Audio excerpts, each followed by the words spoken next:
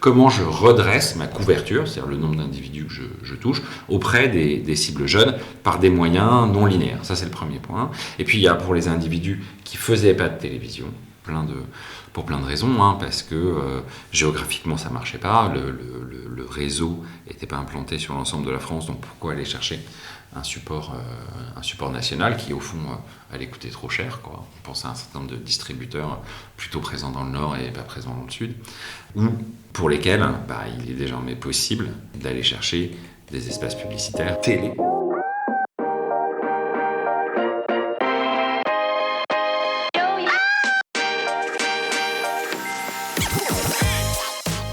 Bonjour et bienvenue parmi les Digital Doers, votre podcast source d'inspiration pour les acteurs de l'innovation. Ce programme est coproduit avec Comexposium pour l'événement incontournable qu'est le One-to-One Retail e-commerce de Monaco. Je suis Cyril Duplessis, acteur du changement dans le digital depuis plus de 20 ans. Je donne ici la parole aux personnalités de notre écosystème en France. Qu'ils soient prestataires, annonceurs, marques, retailers ou pure players. Ils sont des acteurs engagés dans leur business et l'innovation fait partie de leur quotidien. Source intarissable d'inspiration, je vous propose une conversation dynamique et sincère pour vous donner accès à leur retour d'expérience, leur vision et leur analyse sur les tendances et les perspectives marché. Depuis juillet 2019, les Digital Doers rassemblent des témoignages uniques et de grande qualité directement accessibles ici même, mais aussi sur les chaînes partenaires. En effet, je produis et anime des chaînes de podcast pour compte de tiers, c'est-à-dire pour des prestataires de services, du retail et du e-commerce. Le concept est simple, inviter un prospect à venir discuter de votre problématique avec un expert maison dans une conversation tripartite. Vous êtes intéressé? N'hésitez pas à me contacter directement sur le site lesdigitaldoers.com ou via LinkedIn. En attendant, je vous souhaite une bonne écoute, toujours sans coupure.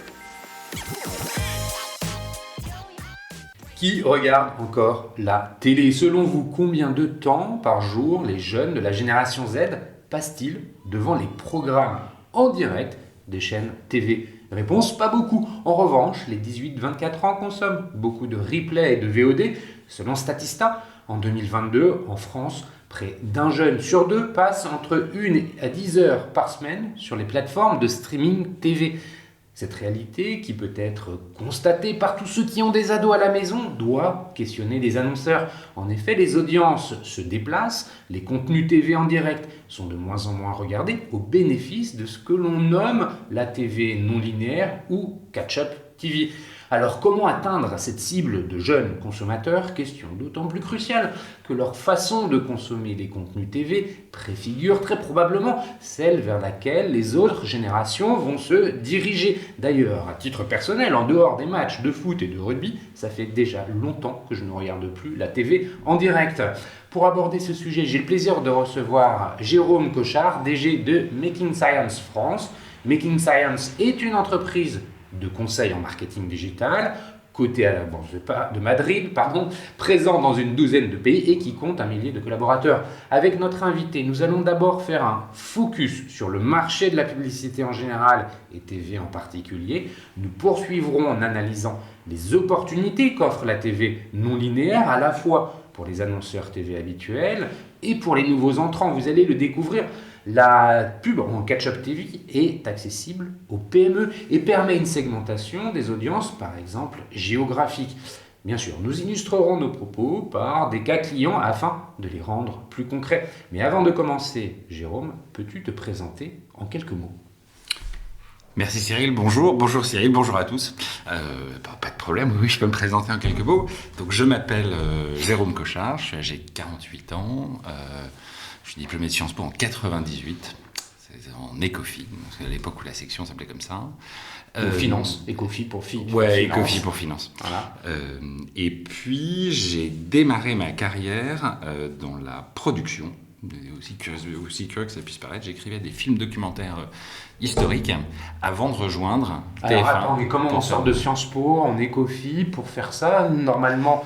Alors, j'avais fait des études d'histoire, écoute, sincèrement, j'avais fait des études d'histoire. Ouais. Et je voulais aller je voulais bosser pour la télévision. C'était un truc qui m'intéressait dès le début. À l'époque, c'était la fin des années 90. Le marché explosait. C'était vraiment la période des télévisions reines. Et je me disais que les documentaires, disons, la production de télévision m'intéressait beaucoup. Et Ok. avec un copain, on voulait devenir producteur de jeux débiles, tu vois. C'était Ouais. vraiment pas... C'était l'époque du big deal, etc. Ça nous fascinait. Et on s'est dit, on va faire carrière dans la télévision. Et j'avais aucun piston, rien du tout. Donc j'ai cherché un stage et je suis allé dans une boîte de documentaires. Et j'ai écrit des documentaires historiques pendant à peu près un an et demi. Mais comment ça se... Sur l'armée rouge notamment, sur la fin du service militaire. Comment on sait écrire un documentaire TV? Parce qu'il doit y avoir une technicité à... Oui. Alors j'écrivais les pitchs, j'écrivais les synopsis.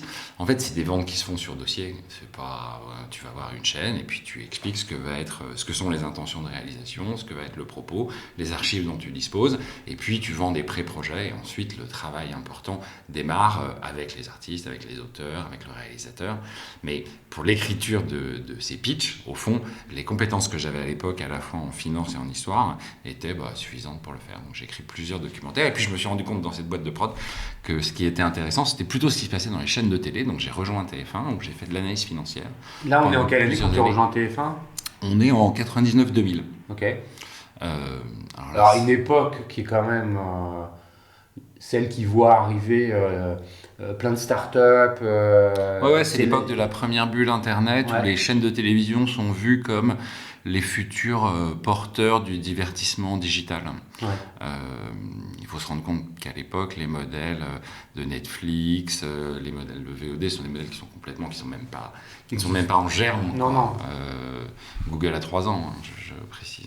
Donc c'est un monde qui doit paraître médiéval pour les jeunes auditeurs. Mais à cette époque-là, je me souviens, mon job c'était d'aller voir les fonds de pension partout dans le monde pour expliquer en quoi TF1 allait devenir un gros porteur de l'Internet de demain. Et quand on faisait des roadshows... Là, tu reprends ta casquette de Là, je suis financier. retourné chez TF1, c'est pour faire de la finance. Bah oui, parce que quand tu es dans l'environnement Enfin, tu reprends, de tu la la prends tout production... court, même cette casquette, Ouais, parce que je tu ne l'avais pas véritablement prise en tant que professionnel. Tu avais été formé à ça, mais tu ne l'avais pas en écrivant des documentaires. Ouais, je faisais aussi le plan de financement. C'est des petites boîtes en général, il faut être un peu multifonction. D'accord. Donc j'écrivais les documentaires et puis comme je savais à peu près compter, on m'avait mis aussi sur les plans de D'accord. financement et sur le fait d'aller chercher de l'argent. Mais Donc chez TF1, tu es. chez TF1, je fais de tu l'analyse arrives pour financière. faire ça. Ouais, faire de Exactement, l'analyse. j'y vais pour faire de l'analyse financière. Par l'époque, ça s'appelle Comfy Analyse Financière. C'est un monde qui là encore n'existe plus, mais on révisait les modèles des analystes financiers sur les marchés. C'est-à-dire qu'ils nous les envoyaient avant de les publier, on savait s'ils allaient être à l'achat ou à la vente. Enfin, c'était une période très enthousiasmante et très drôle, quoi. Donc on rentrait à fond dans le DCF de Merrill Lynch, pour ne pas DCF. c'est Discounted Cash Flow, c'est les modèles de valorisation, quoi.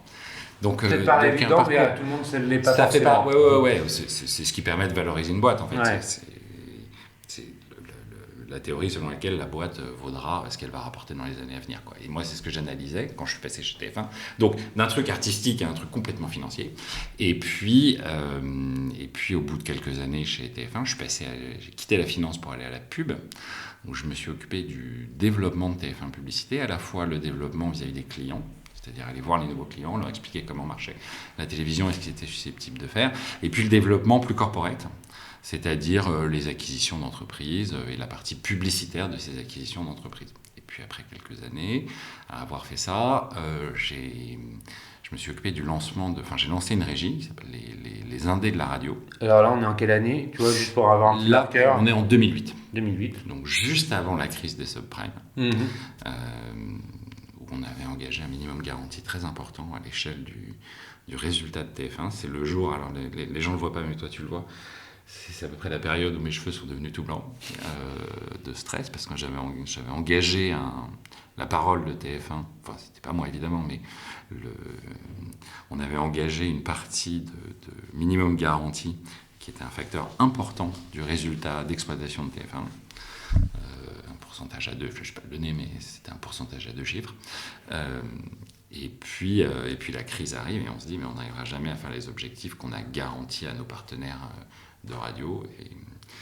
Et quelques années formidables à la tête de la régie de la radio de TF1 que j'ai montée, qui exploite aujourd'hui de l'ordre de 130 radios locales, qui s'appellent les Indés de la radio, qui sont D'accord. tous les réseaux de radios que tu peux trouver un peu partout en France, qui ont été rassemblés.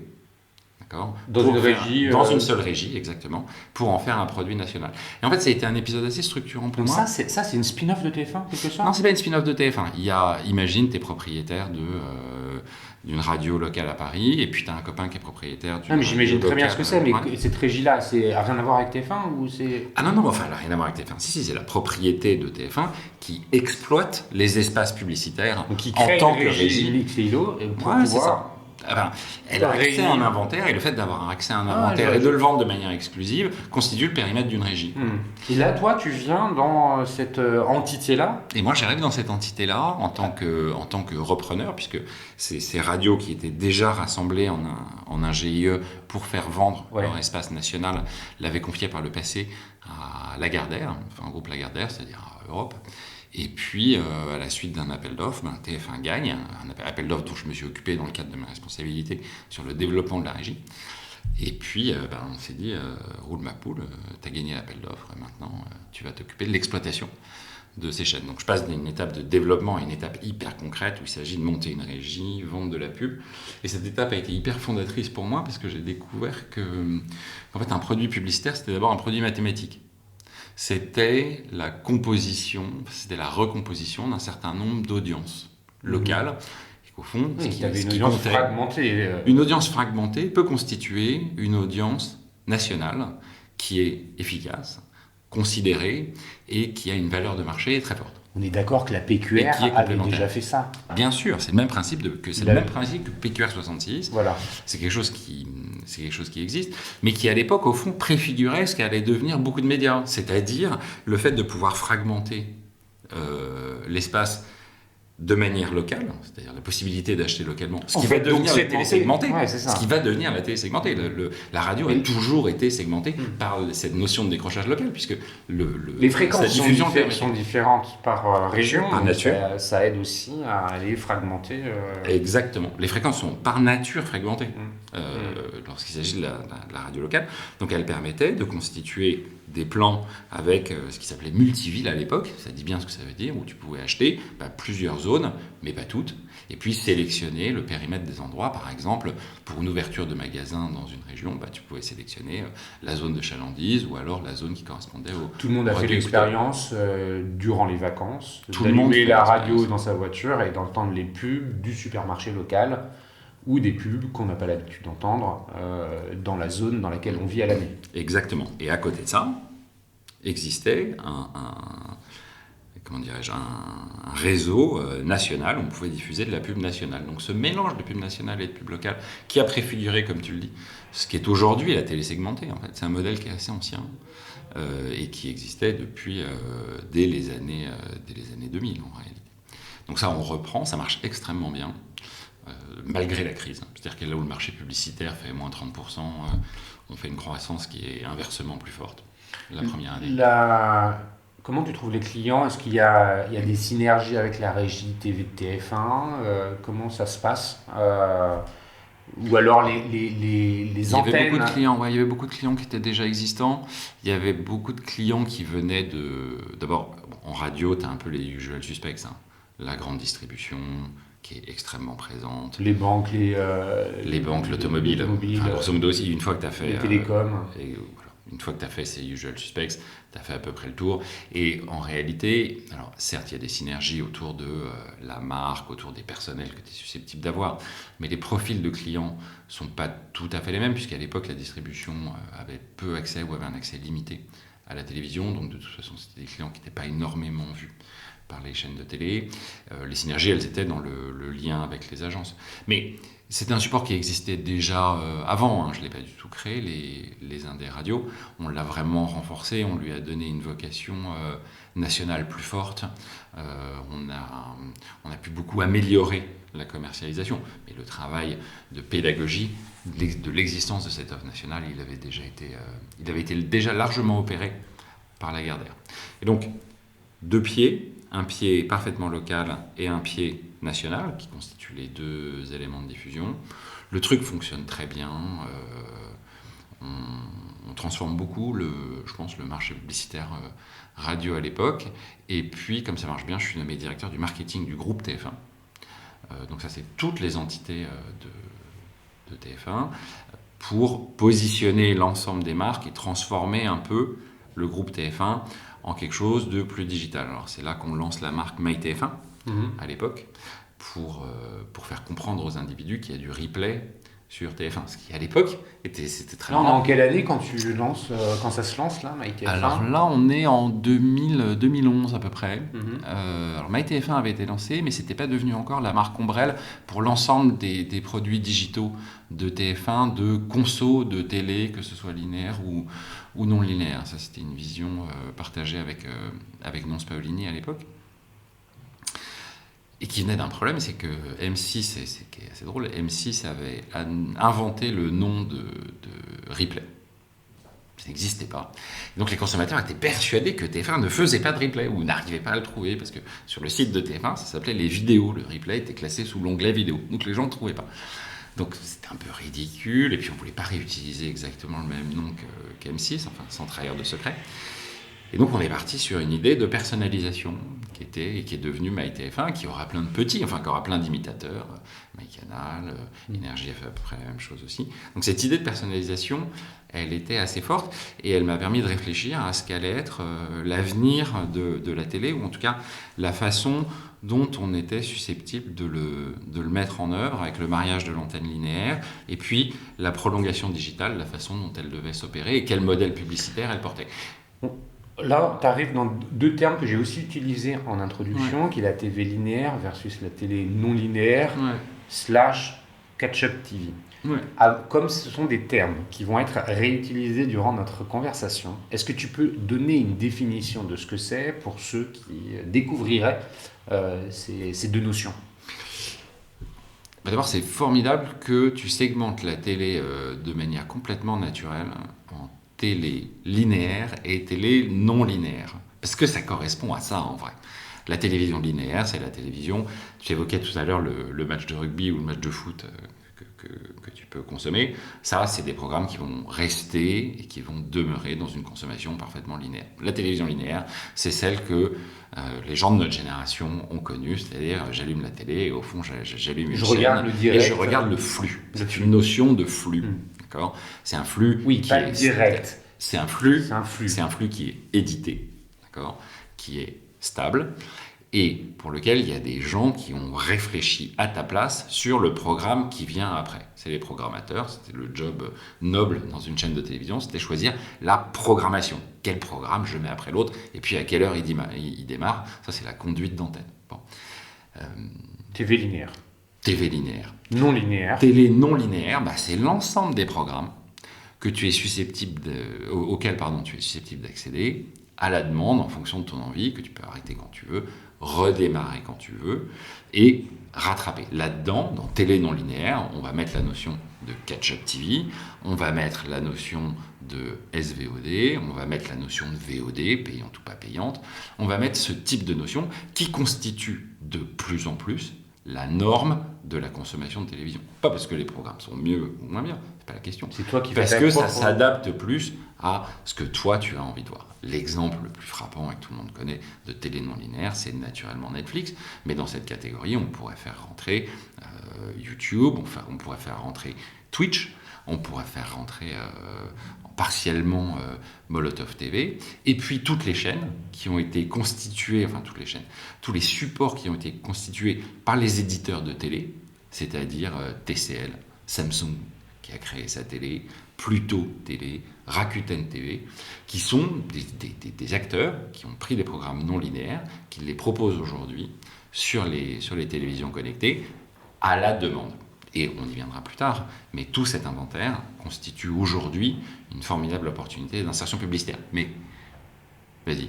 Non, mais merci en fait pour Est-ce que c'est plus simple? Non, mais voilà, c'était important de prendre le temps de définir ou de redéfinir ces termes qui sont utilisés, puisqu'on va y revenir. J'ai découvert l'existence de ces termes quelque part avec toi, même si Catch-up TV, c'était quelque chose que je connaissais. TV linéaire versus non linéaire, c'était pas des termes avec lesquels j'étais forcément à l'aise.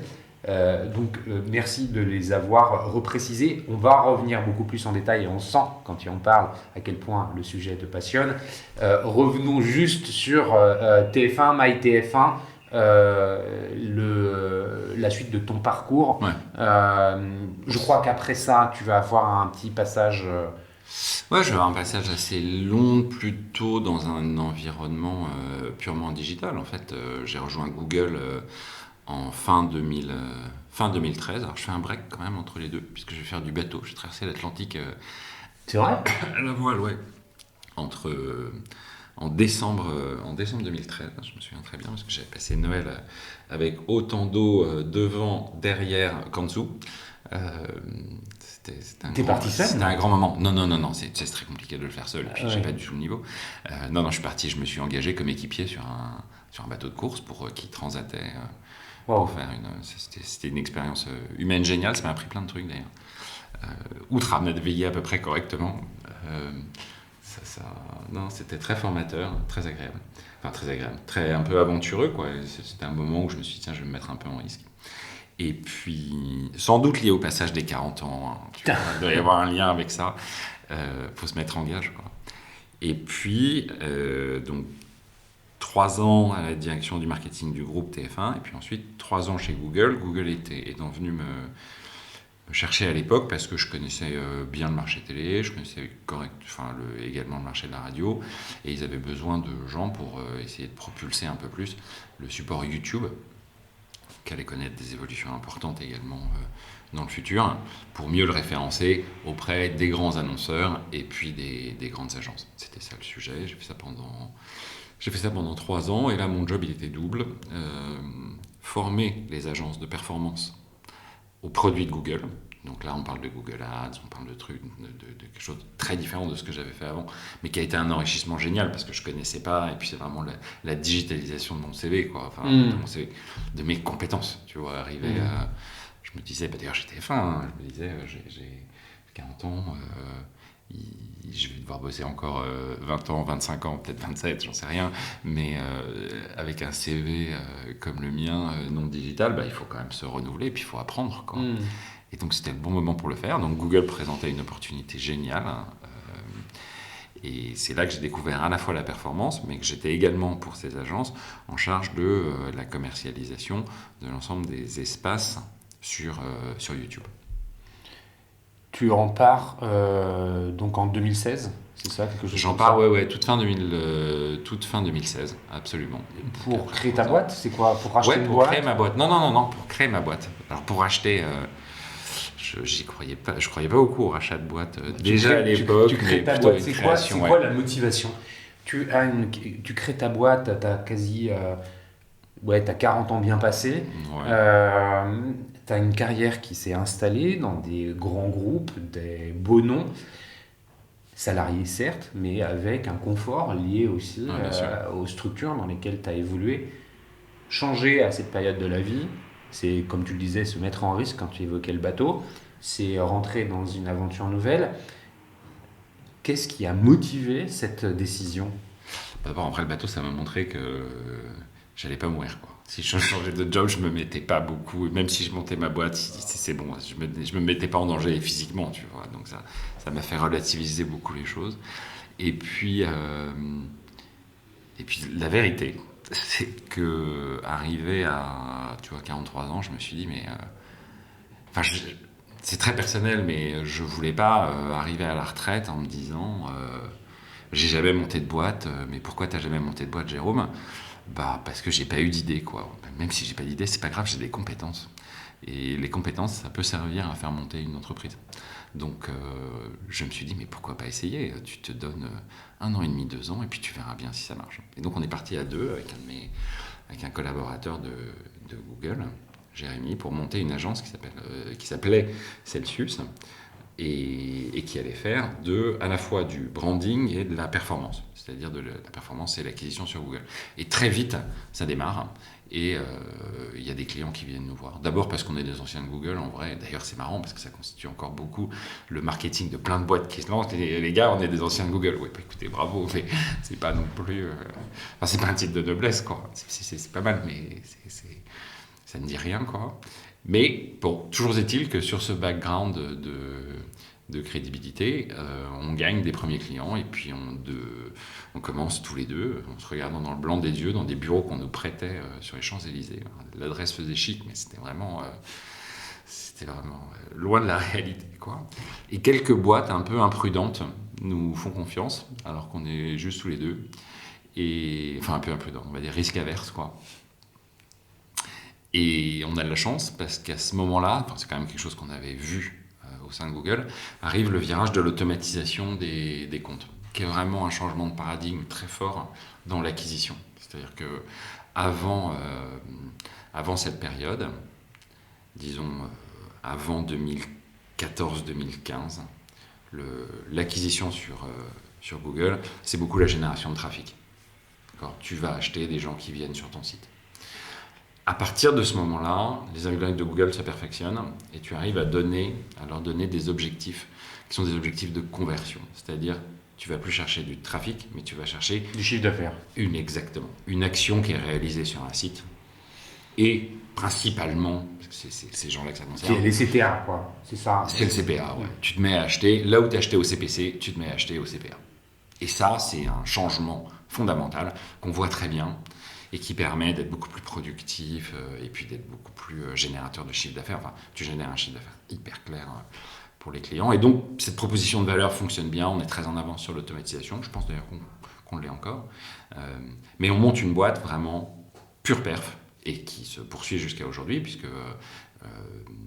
on est devenu, avec Making Science, un des acteurs majeurs de la perf en France. Donc oui, tu fais le lien avec Making Science, qui finalement est une boîte d'origine espagnole, je le rappelais en introduction, à qui vous vous revendez, c'est ça ? Oui, c'est ça, absolument. Alors, je ne vais pas rentrer dans les détails du deal, mais il y a à la fois une vente, et puis il y a aussi une prise de participation de notre part au sein de Making Science. On est toujours actionnaire important de cette boîte. Tu citais qu'elle était cotée à la fois à Madrid et à Paris, c'est tout à fait le cas. Ouais. Ok, on va revenir sur Making Science. Merci pour ce topo détaillé qui nous permet déjà de mettre un pied dans les sujets qu'on va évoquer.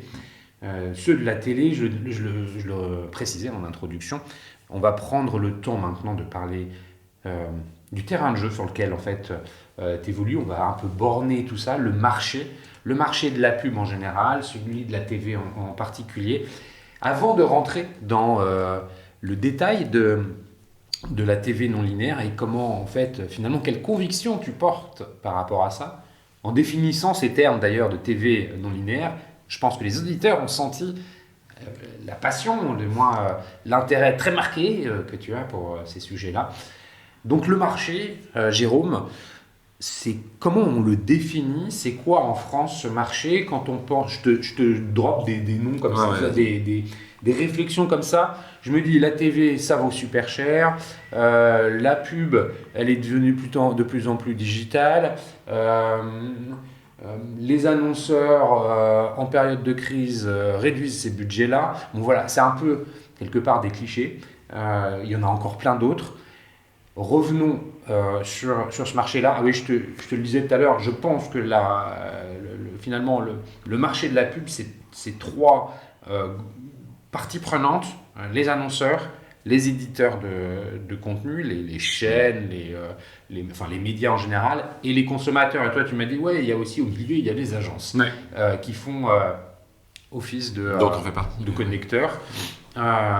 Bon, voilà, j'ai beaucoup parlé.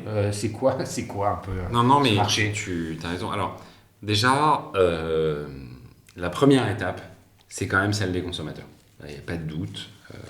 Et puis, tu l'évoquais très justement dans ton introduction. La façon dont les habitudes de consommation de télévision évoluent. On lit à longueur de page quand on consulte la presse que c'est la crise de la télévision, que les gens la regardent de moins en moins. Je vais pas... Il ne s'agit pas évidemment d'en rajouter là, tout le monde le sait. Tout le monde sait que les gens regardent un peu moins la télévision, mais c'est la télévision linéaire. En fait, nous, lorsqu'on a commencé à parler de télévision non linéaire, c'est et réfléchir à la façon dont on pouvait agir sur ce marché, c'est la suite d'une surprise. C'est-à-dire, moi je pense qu'on est en train de vivre aujourd'hui l'âge d'or de la télévision en général. Alors c'est pas par provocation que je dis ça, c'est que quand je regarde autour de moi, j'ai pas du tout le sentiment que c'est devenu ringard de consommer des programmes de télévision, ou que regarder la télévision c'est une activité à laquelle les gens ne s'adonnent plus. C'est juste que il y a une transformation majeure qui est opérée par les consommateurs dans les programmes qui sont susceptibles de regarder. Quand on lit la crise de la télévision, et il y a plein d'exemples, quand tu vas à Cannes pour un festival, l'omniprésence de Netflix est évidente, le sport n'a jamais valu aussi cher à l'achat pour les chaînes de télé. Donc parler d'une crise du média télé, ça m'a toujours paru très étonnant quand je vois le foisonnement. Je ne te parle pas je pourrais rajouter l'ensemble des chaînes ou des programmes non linéaires qui sont disponibles sur ta télévision connectée. Donc on a l'impression qu'il y a une espèce de foisonnement, et puis à côté de ça, on nous dit que c'est la crise de la télévision. Et de ce paradoxe, de la rencontre de ces deux notions contraires, on s'est dit il y a quelque chose qui ne fonctionne pas. Certes, la durée de consommation de la télévision diminue. Alors le CAGR depuis 2015, c'est à peu près moins 4%. Parce qu'il y a une notion qui est importante, c'est que les contenus TV, tu l'expliques très bien, sont consommés autrement. Exactement. Ils ne sont pas moins consommés, ils sont consommés autrement, au travers effectivement du replay, de la VOD. Mais les émissions, elles sont là, des plateformes qui existent. Tu citais Netflix, on peut citer Prime Video d'Amazon, etc. Il y a aussi un support. Ouais. Le support, il est protéiforme aujourd'hui, dans la mesure où ce contenu n'est pas uniquement accessible sur l'écran TV du salon. Exactement. Et en fait, si on prend une métaphore, imagine que la consommation de la télévision, c'est une casserole avec de l'eau qui bout dedans et puis tu la couvres. Tu fais bouillir pendant longtemps, lorsque tu soulèves le couvercle, tu vas voir qu'il y aura une évaporation, et tu diras, il y a moins d'eau à l'intérieur. Mais si tu regardes sur le couvercle, l'eau, elle se trouve là, c'est-à-dire qu'elle a été évaporée vers autre chose, et vers une autre forme de consommation. Ce que je veux dire par là, c'est qu'il y a un phénomène de vase communicante, alors qui n'est pas absolu, mais qui existe, entre une diminution progressive de la consommation de télévision linéaire vers de la consommation de télévision linéaire. Mais je pense qu'on l'intuit tous en fait. On le voit dans nos familles, on le voit chez nos amis. Il y a ce remplacement de la consommation linéaire vers du non linéaire, il est présent partout. Et lorsqu'on parle de la crise de la télévision, on parle de la diminution des inventaires de la télévision linéaire. Mais qui parle de crise? Les professionnels du secteur? Oui, l'ensemble des professionnels du secteur. Tu sais, aujourd'hui, la réduction de la durée de consommation de télévision linéaire, elle porte plein de problèmes. Elle porte plein de problèmes pour les annonceurs, parce qu'aujourd'hui, lorsque tu veux faire un plan télé, c'est compliqué, que tu dois toucher toute la population. Il y a des cibles qui ont tout simplement disparu, qui sont en voie de disparition sur ce support de masse. Donc il faut arriver à les retrouver. C'est un peu ce que je disais en intro. Finalement, la génération Z, si tu veux la toucher, c'est pas forcément avec la télé que tu vas y arriver. Alors justement, c'est pas forcément avec la télé linéaire. Il faut introduire. Linéaire, ce que je veux dire. Mais tel qu'on l'entendait jusqu'à aujourd'hui. C'est exactement le point. Or, pendant très longtemps, la réponse à « oui, mais la génération que tu ne touches plus sur la télé linéaire, tu vas la toucher avec d'autres supports. Tu vas la toucher avec le smartphone, tu vas la toucher... » Ce qui est vrai. Ce qui est vrai. Mais est-ce que c'est aussi efficace? En fait, pendant plusieurs... Attends, on va revenir sur l'efficacité.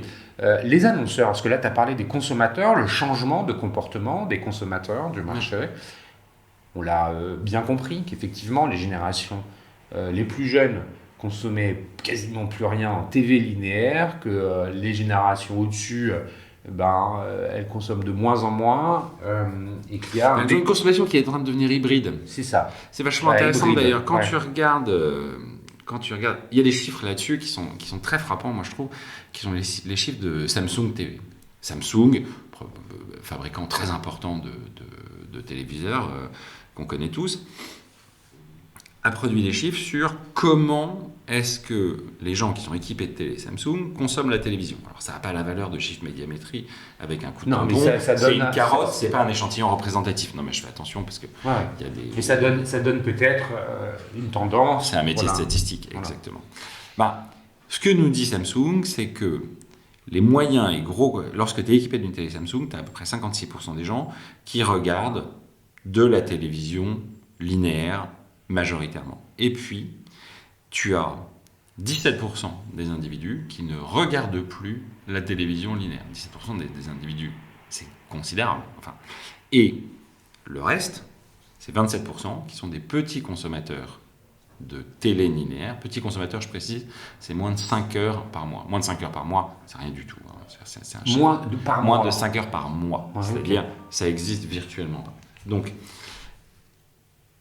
44% des consommateurs, c'est 17 plus 27, sont des consommateurs qui sont d'abord de télévision non linéaire, sachant que la couverture, c'est-à-dire le nombre d'individus qui regardent de la télévision non linéaire et de la télé linéaire qui font les deux, c'est quasiment 80% des gens qui sont équipés d'un téléviseur. Donc, ce passage d'une consommation fluide entre je regarde de la télévision linéaire quand il y a des gros trucs, quand il y a des événements importants, et puis je regarde petit à petit le poids de ma consommation va vers des chaînes ou des programmes non linéaires, on le constate tous, et c'est ce que nous disent les chiffres de Samsung. Un consommateur hybride, pour reprendre ta terminologie, qui avec probablement, tu vois, si on a à nouveau cette discussion dans 10 ans, on aura des chiffres qui seront encore différents. Ce sera toujours hybride, mais parce qu'il restera encore des gens qui regardent de la TV linéaire. Non, mais j'exagère. Bien sûr, bien sûr. C'est quand même... Et qui coûtera beaucoup plus cher, et dans 10 ans. Si on se positionne dans 10 ans, j'imagine mal les chaînes de télévision présentes au même degré qu'aujourd'hui, c'est-à-dire au fond assez peu, d'un point de vue publicitaire, pas d'un point de vue éditorial. Mais le point de vue éditorial ira plus vite que le point de vue publicitaire, puisqu'il est premier. Elles seront beaucoup plus présentes sur les environnements non linéaires, c'est une certitude. Donc ça, c'est le consommateur. On répond, le consommateur, il a envie de consommer autrement. Les annonceurs, là-dedans, aujourd'hui, sont-ils conscients, matures de ces changements-là finalement, est-ce qu'ils investissent toujours autant la TV linéaire? Comment perçoivent-ils la télé non linéaire? C'est quand même eux qui sont les financeurs, entre guillemets, du marché. Il y a quand même juste un point de précision. Quand on parle de télévision non linéaire, là, on parlait de ce qui se passe sur l'écran de télévision au sein du foyer. Je le précise parce que c'est vachement important. La télévision non linéaire, tu peux la consommer partout. On parlait tout à l'heure de la notion d'efficacité, on y reviendra. Il faut quand même garder en tête que là, on parle de consommation de télé sur le téléviseur du foyer. À quoi sert le téléviseur du foyer? Donc, le téléviseur du foyer, il sert à la fois à regarder de la télé linéaire et de la télévision non linéaire. D'accord? Cette consommation non linéaire vient sur le téléviseur. Et c'est ça la grande nouveauté consommateur. Je le souligne. Ok, et les annonceurs alors, donc oui, tu as raison de souligner que, tu me le disais en préparant l'enregistrement, un spot de publicité qui est vu sur un écran télé qui fait 1 mètre, 1m20 de diagonale, c'est pas la même chose qu'un spot TV qui est vu sur un écran de smartphone tout aussi grand soit-il. Ah bah non, ça c'est tout à fait, c'est tout à fait clair. Mais non, mais je prends la balle au bon parce que c'est important. C'est pas Jérôme Cochard qui le dit. Il y a des études là-dessus. Et alors c'est drôle parce que à la fois TF1 et Google, donc faut quand même le dire, quand les deux arrivent aux mêmes conclusions.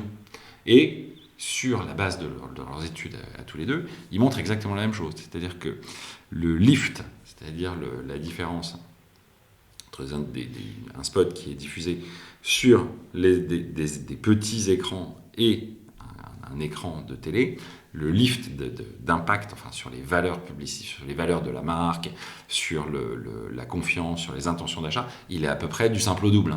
C'est-à-dire que Google nous dit qu'on gagne à peu près 10 points d'intérêt lorsqu'on est présent sur un écran de télé plutôt que sur des devices de plus petit format, où on gagne que 5 points, et TF1 est dans des masses qui sont à peu près identiques.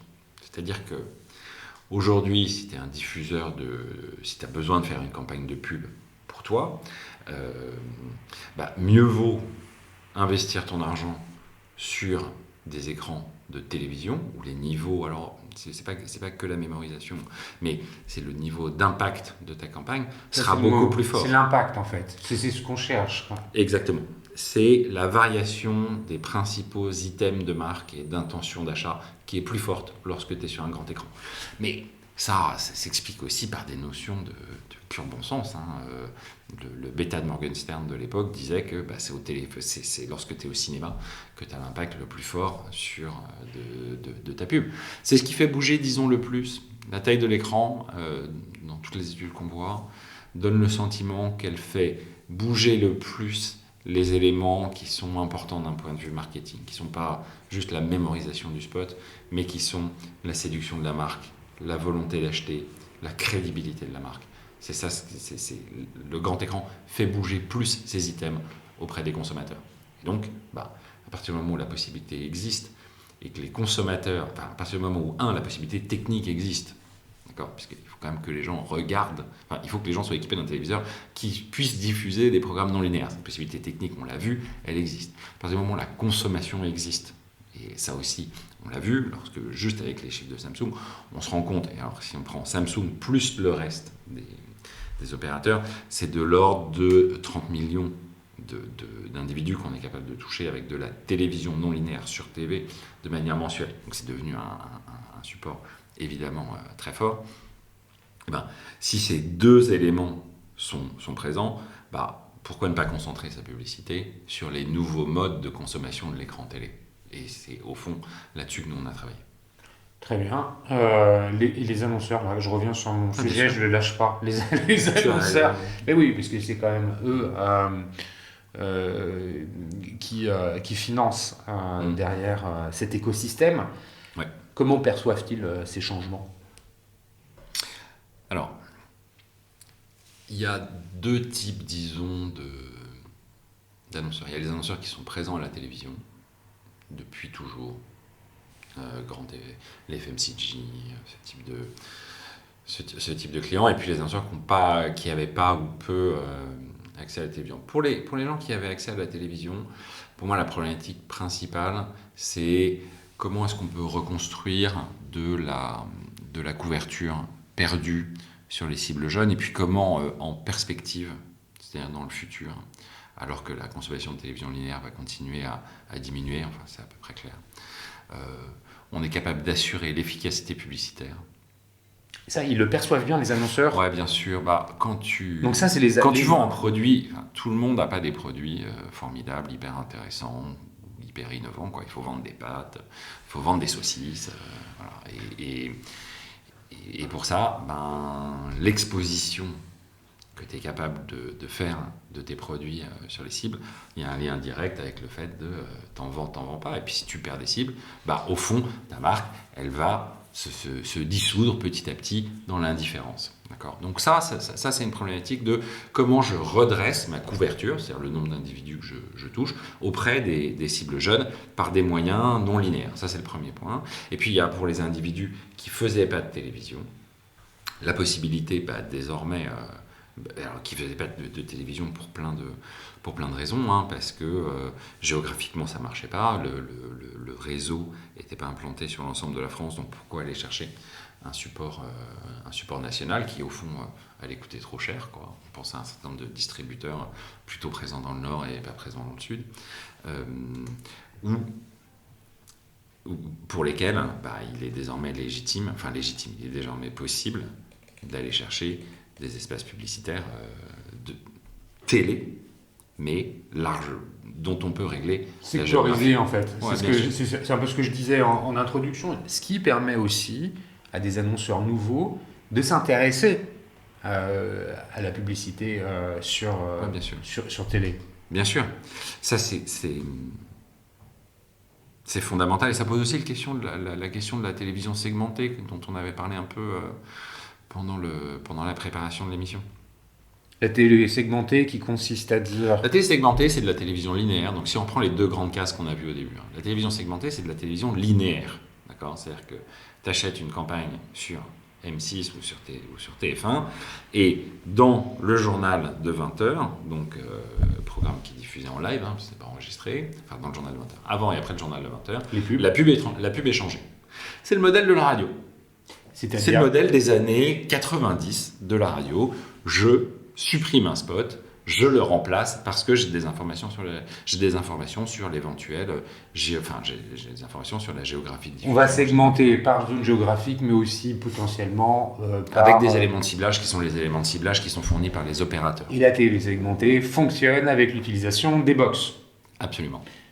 C'est-à-dire que si la box... Donc il faut avoir une box. Il faut avoir une box qui le permet, je le précise. Toutes Alors, les il faut box ne avoir une permettent box qui le permet, il faut avoir donné son consentement auprès de Exactement. son opérateur Il téléphonique. y a l'opt-in, bravo. Voilà.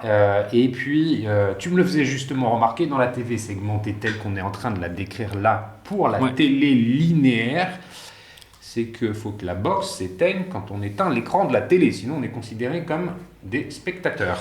Ben oui. Voilà, on va pas aller plus loin dans la TV segmentée linéaire. Revenons sur la TV non linéaire. Ouais. On était en train de se dire que des annonceurs nouveaux qui n'étaient pas forcément présents, qui se considéraient pas forcément comme légitimes à annoncer en TV nationale à cause des coûts, à cause finalement d'une empreinte géographique qui ne nécessite pas une communication nationale.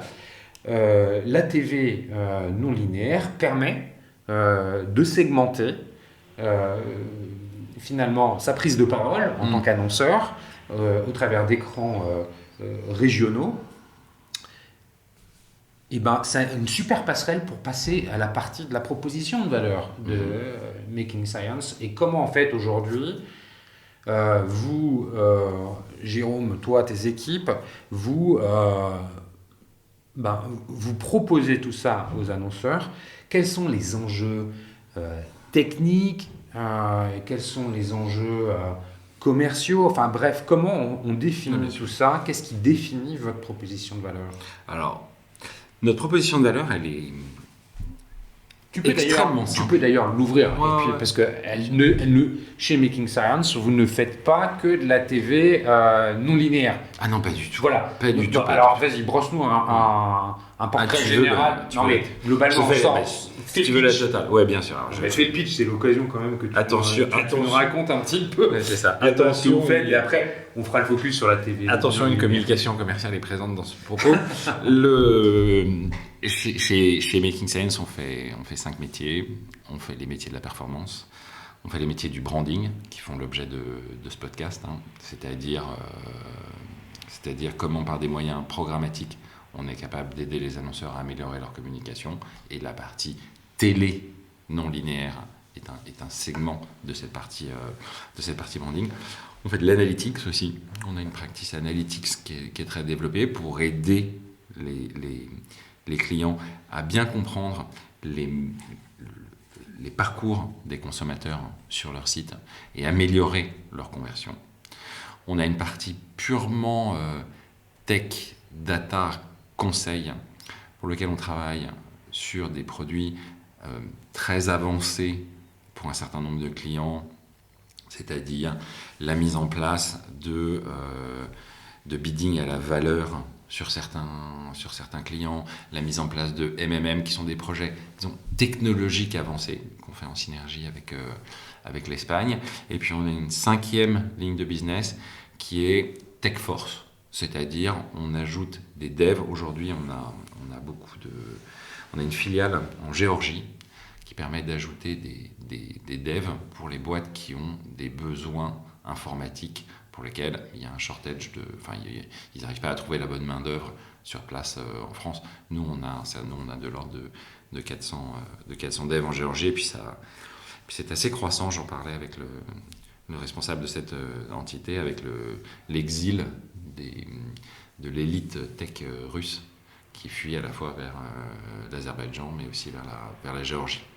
Donc tu vois, donc ça, c'est le côté géopolitique. Ça, c'est nos 5 métiers. Ouais. Parmi ces métiers, l'enjeu de la conversation d'aujourd'hui, c'est de parler de celui du branding et de la télé. Et notre proposition de valeur, elle est vraiment simplissime et à la portée d'un enfant de 5 ans.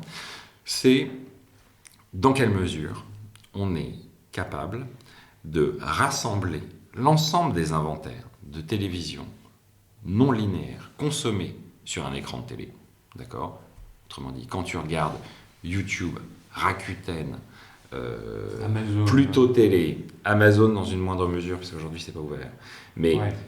Lorsqu'il y a une occasion de voir qui est présente sur cet écran télé, comment nous on va l'acheter pour nos clients qui soient déjà présents en télé ou qui ne soient pas présents en télé.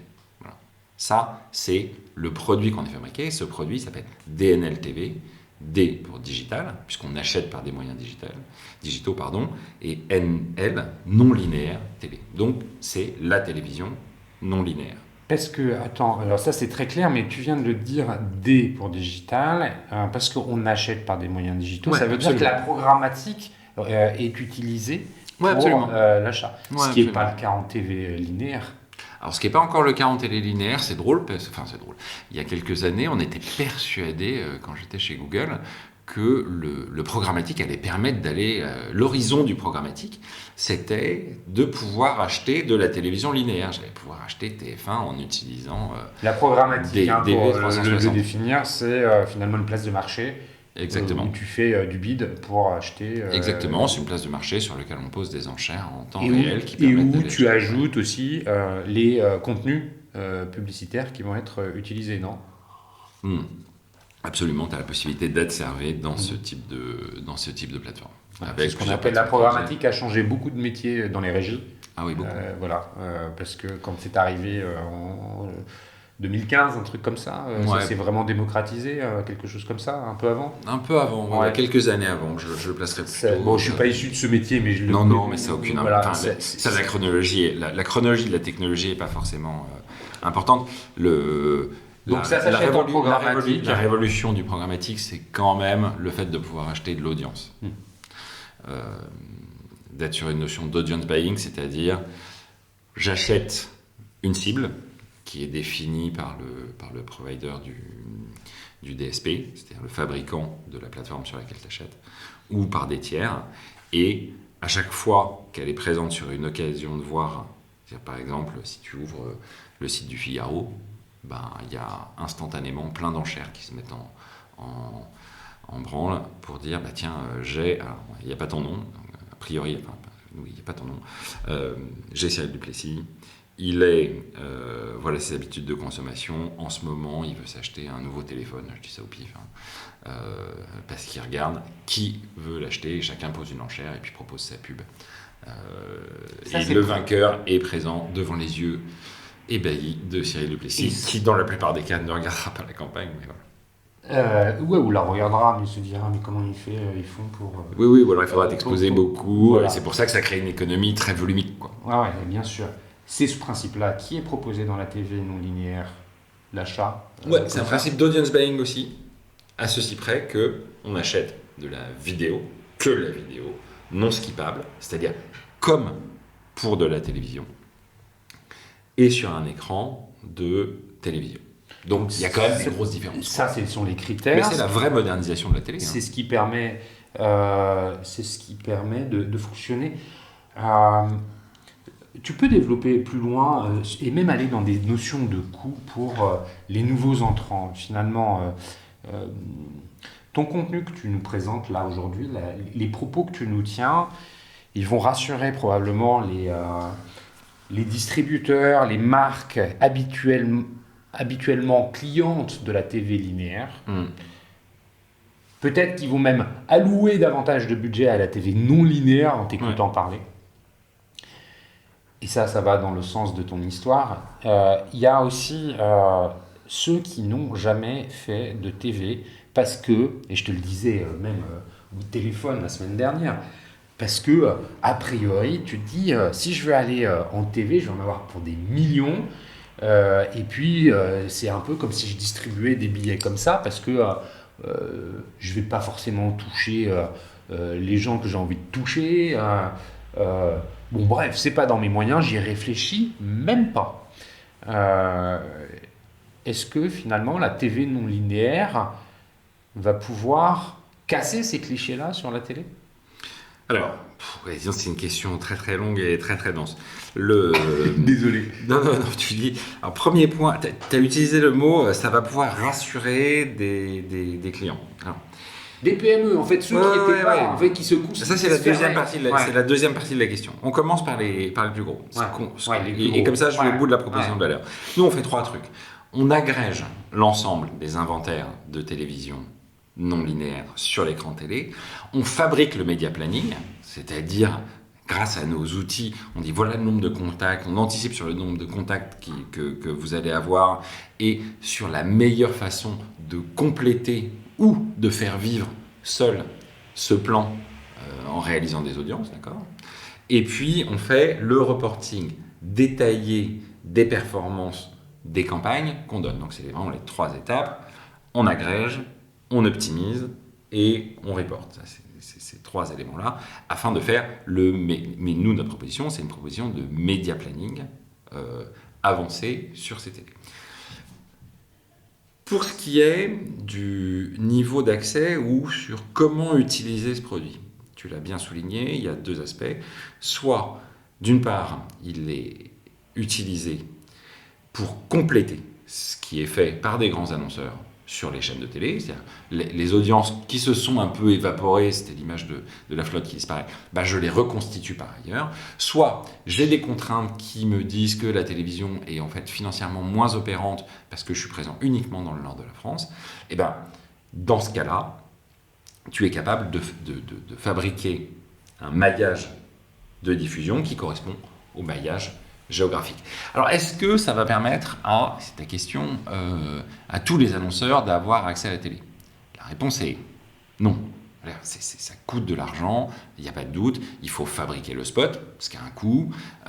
Et puis, il faut avoir quand même la volonté de mettre un peu de sous dans son marketing digital. Maintenant, là où une campagne de télévision doit coûter, alors c'est très variable, mais entre 500 000 et 1,5 million d'euros pour des vagues massives ou pour commencer à être vu, on est sur des masses qui sont évidemment 2 fois inférieures. Il n'y a pas de doute. 2 fois ? Ouais, 2 fois inférieures. Donc on est quoi, sur du budget entre 2 et Si 500 tu veux 000 faire que... pour une vague qui est une vague complémentaire de la télévision, en fait, ça, le calcul, c'est souvent un pourcentage du budget et les 17% de gens qui sont... Tu as mis 17% de ton budget à ça, on va dire. C'est exactement, enfin quelque part entre 10 et 17%, parce que c'est la réalité de la consommation qui a été déplacée. Exactement. Et ce déplacement de la consommation, il est au fond...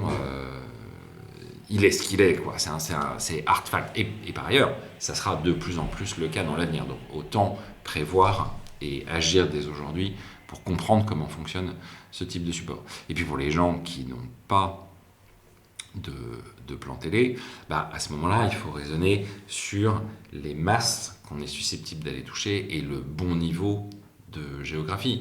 Mais promettre à des individus que pour moins de 100 000 euros, il y aura un plan national sur de la télévision, sur de la CTV, ça ne serait pas vrai. Ça n'a pas de sens. Moi, j'ai vu trop de supports qui expliquaient on rase gratis. Non, ça va être accessible à tous pour être raisonnable sur les budgets d'investissement. Tu as raison de le préciser. Je ne voulais pas rendre mon propos comme en disant voilà, maintenant la télé est accessible à tous. Tu le disais justement, et on se le disait aussi en préparant cette émission, qu'il il y a l'achat média, Ouais. c'est ce dont on parle, les budgets, plus la production du spot, voilà, et que tout ça a un coût. C'est évidemment pas la PME qui fait 1 million d'euros de chiffre d'affaires qui va pouvoir trouver des capacités à utiliser ce média-là pour faire la promotion de ses produits. En revanche, on n'est pas du tout sur les montants identiques à ceux de la télé et, tu le disais, 2 fois, peut-être 3 fois moins cher. C'est aussi avec une notion héroïste beaucoup plus puissante, si je comprends ce que tu me dis, que la TV linéaire, puisque la performance est mesurée de façon plus fine, c'est ça ? Alors, là, il y a encore plein de choses dans la question. La performance, elle est mesurée, en fait, paradoxalement, de manière moins fine que la télévision linéaire. La performance, c'est 2 choses. Quand tu achètes aujourd'hui de la télévision, c'est l'élément de mesure de l'audience que tu as pu réaliser. Et sur tous les marchés, enfin, historiquement, c'est vrai, lorsque tu as des nouvelles habitudes de consommation qui apparaissent dans les médias, d'abord tu as les gens qui bougent, ensuite tu as les investissements qui se déplacent, et enfin tu as la création d'une mesure. Voilà, d'une mesure d'audience. Toujours comme ça que ça fonctionne. Et puis la mesure devient de plus en plus précise. Aujourd'hui, la mesure de la télévision non linéaire, elle est moins précise que celle de la télévision linéaire, tout simplement parce qu'il n'y a pas de tiers qui sont susceptibles de garantir ce qui est... Enfin, il n'y a pas médiamétrie qui te dit voilà exactement ce qu'a réalisé ton plan. Alors maintenant, il y a plein d'autres éléments qui, à nous, puisque ça fait partie de notre proposition de valeur, nous permettent de dire voilà ce qui a été les performances qui ont été raisonnablement atteintes. Alors, je ne vais pas rentrer dans les détails techniques, mais on se fonde à la fois sur des bilans XMI, c'est une mesure qui est faite par Google et par Médiamétrie, et puis on calcule des audiences inférées avec des modèles statistiques, enfin d'embaucher des statisticiens qui nous permettent de calculer les zones qui ont été touchées spécifiquement, enfin les zones, les segments, les supports, les segments exactement, c'est des bulles, qui nous permettent d'évaluer les individus qui ont été touchés de manière stricto sensu par la télévision non linéaire. Alors c'est assez difficile quand tu as aussi la télévision linéaire à côté, c'est beaucoup plus simple quand il s'agit de clients qui ne font que de la télévision non linéaire naturellement, puisque tu n'as pas besoin de calculer des éléments de déduplication. Ce qui est difficile, c'est de calculer la déduplication, c'est-à-dire l'apport de couverture qu'on réalise. Mais ça, tu es sur des indicateurs, et c'est vachement intéressant, tu es sur des indicateurs média planning. Donc la mesure de la performance de la télé, c'est des indicateurs média planning. Il y a des échantillons qui permettent de dire j'ai touché des gens, et puis voilà le niveau de couverture que j'ai atteint. Demain, ce qui va se passer, c'est que cette télévision non linéaire, elle sera mesurée par l'apport de trafic qui est réalisé sur les sites ou sur les assets digitaux des annonceurs. Ça, c'est des projets qui existent aux États-Unis, chez un certain nombre de grandes plateformes. Et demain, ces mesures seront disponibles. C'est-à-dire, si toi, tu as été exposé à une pub pour un téléphone quand tu regardes la télévision non linéaire ou pour l'ouverture d'un nouveau magasin Truffaut, admettons, si tu vas te connecter sur ton ordinateur pour voir l'adresse de ce magasin Truffaut, il y aura un lien dans qui ta aura été région, fait. le lien sera fait entre la diffusion et ta consommation de publicité. Et ça, c'est un point qui va changer beaucoup. Beaucoup, parce que ça sera la réalité de l'assertion. Alors ça s'appelle du post-vue. C'est vraiment la mesure du trafic qui est généré en post-view. Ça va radicalement transformer, pour moi, cet écosystème. Tu peux, je vois, ça fait déjà plus d'1 heure qu'on discute. Est-ce que tu peux nous parler d'exemples, un peu pour donner un peu de notions concrètes, même si finalement les propos que tu nous tiens sont très compréhensibles parce qu'on les comprend bien. On les voit bien, c'est assez concret, mais c'est toujours mieux avec des cas clients. Oui, bien sûr. Qu'est-ce que tu peux nous donner ? Un exemple qui me vient en tête, c'est une campagne qu'on diffuse. j'ai une tête de linotte, hein, c'est le dernier élément qui vient. C'est une campagne qu'on est en train de faire en ce moment pour un assureur sur de la télévision non linéaire. C'est un assureur qui dépense énormément en télévision linéaire, vraiment très gros client de l'ensemble des chaînes, très bien acheté, à la fois chaînes linéaires classiques et puis chaînes linéaires un peu plus exotiques, les plus petites, ce qui leur permet d'atteindre des niveaux de couverture importants. Ce que je constate pour ce client, c'est que la télévision fonctionne toujours. C'est la télévision linéaire, il n'y a pas de doute. C'est un support massif qui permet d'aller vite, de parler de ses promos, de montrer rapidement son spot. C'est formidable. Maintenant, quand on rentre dans le détail de c'est quoi les contacts que tu adresses pour ton assurance, pour les chiens, les chats et les NAC, les autres animaux, qui est-ce que tu touches concrètement ? Tu touches 10 fois les cibles âgées, 5 fois les cibles moyennes et peut-être une fois les cibles jeunes. Voilà. Parce que ton média planning, il est bien fait et les gens sont compétents. Les gens qui programment la télévision, enfin qui achètent les spots, sont compétents et ils arrivent à toucher un peu les cibles jeunes dans des occasions, admettons, particulières ou sur des chaînes exotiques. Maintenant, ça ne suffit pas pour redresser la couverture. Et en fait, ce que nous, on fait pour ce client, c'est de dire, ton spot, il faut qu'il soit diffusé, il faut qu'il soit vu, il faut rééquilibrer la diffusion de ton spot sur les cibles qui se sont progressivement éloignées ou un peu évaporées. Donc, ce que je vois, c'est qu'aujourd'hui, on est capable de redresser ces cibles et qu'on gagne sur les 25-49 près de 4 points de couverture par rapport à un plan qui ne comprend que de la télé avec un budget qui est stable. Donc, on arrive à redresser aujourd'hui la façon dont les spots sont consommés par les individus. Et ça, c'est important parce que lorsque vous êtes... cet exemple, il me paraît assez frappant. Parce que c'est typiquement un client qui doit créer son marché, qui a besoin de créer son besoin. Aujourd'hui, savoir que tu peux assurer ton chien ou ton chat, c'est pas forcément une réalité à laquelle tout le monde a accès. Alors après, ça t'intéresse pas. Mais si tu es propriétaire d'un chien ou d'un chat, et que nous, on vend une assurance, il est légitime qu'on porte cette information jusqu'à toi. Et ce qu'on est capable de faire, c'est aujourd'hui d'aller cibler des jeunes qui sont propriétaires de chiens et de chats qui ne regardent pas la télévision linéaire ou moins la télévision non linéaire, sur laquelle on bouge la diffusion et on leur propose cette information. Parce qu'en fait, une pub, c'est donner l'information à quelqu'un qu'un produit existe, ni plus ni moins. Ça veut dire que cet annonceur, cet assureur a réutilisé les spots qu'il avait produits pour la TV linéaire pour les porter sur les supports de TV non linéaire, puisque l'écran final utilisé par le consommateur potentiel reste le même. Exactement. Mais demain, la façon dont...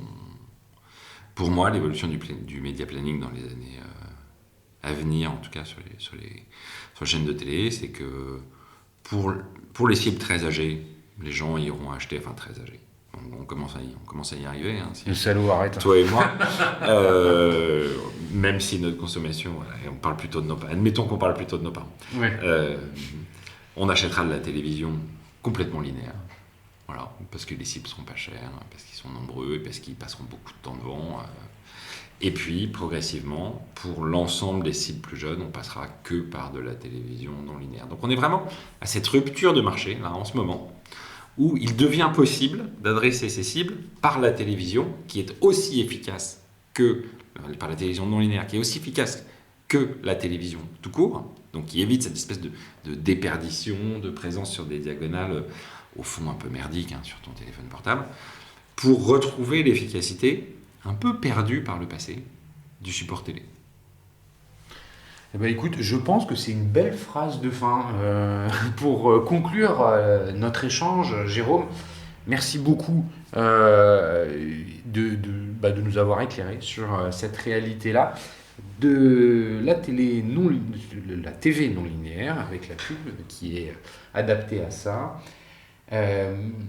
Si on veut te joindre, j'imagine que LinkedIn doit être un bon moyen de communication pour... LinkedIn, c'est hyper efficace. C'est hyper efficace. C'est comme ça, c'est bien sûr, bien sûr. LinkedIn, il doit y avoir le site. Je le consulte régulièrement. Making Science, c'est quoi le site? Alors, il y a un site qui est makingscience.fr. Voilà, qui doit probablement aussi être un moyen de communication. Qui est un bon moyen, la communication personnelle sur LinkedIn est aussi simple. Ouais, Moi, je réponds. Jérôme Cochard réponds sur facilement. LinkedIn. Et puis, à la toute fin, de toute manière, vous pouvez toujours m'écrire. Je lui transmettrai vos messages, bien sûr. Comme à chaque fois, je remercie également, comme Exposium, le One-to-One Retail e-commerce de Monaco pour le support apporté à cet épisode. Merci à vous tous, les auditeurs, toujours plus présents. Et puis aussi, merci pour vos messages qui me touchent beaucoup. Jérôme, il me reste enfin à te remercier une dernière fois et à te dire à très bientôt. Merci Cyril, à bientôt.